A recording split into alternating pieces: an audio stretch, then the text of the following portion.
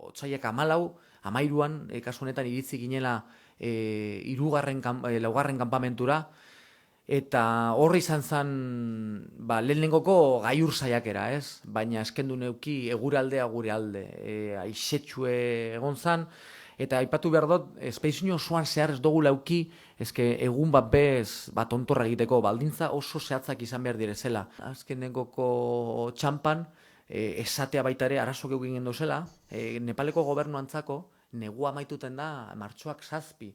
Guk naiz da baimen euki 75 egunetarako, hau da, gure baimena bukatuten zen martxoak 15ean, azkendun pasagendu zen egun edo astetxo batzuk, aste terdi gitxi ora bera, soratute, zeren ordaindu behar izango genduke beste baimen bat, azkeneko saiakera hori egiteko azkenean nahi eta Davizen laguntzagaz, gero Reinhold Messnerren laguntzagaz baita gehituzula, Moskuen 15 egunetoko margena gai horre saiatuteko, ez? Bigarren saiakera hori, esan izin bape forzaute, beti erabaki doz, inoz ez dut egiten geusek bestentzako.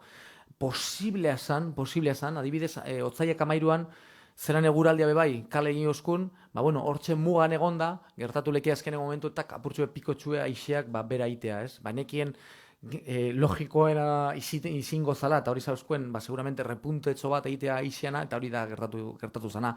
Eta zeia, ezauen marketan bape betzarto, eta kriston egune gogorra bizizan genduen, bitu, urten ginen ia aixe barik hortik, morrenatik, horra azkeneko irudi horretan, eta izan zen hori, 5.000 metotara ailegau, eta kriston aixea joskun asko, eta batez ere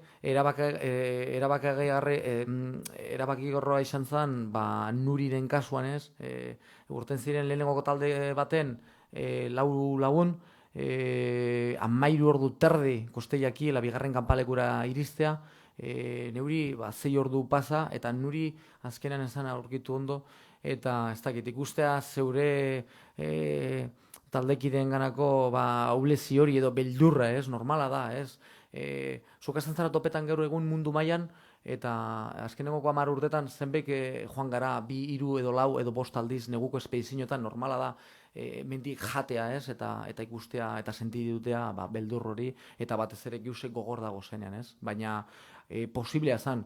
Detzo, geusek edo taldekideak olan sendotzu eta psikologikoki ondo egonezkero, gizen diz laugarren kanpamendura iritziko ginen, hori seguru nago, inongo dudarik gabe asko arriskauta eta forzauta be bai,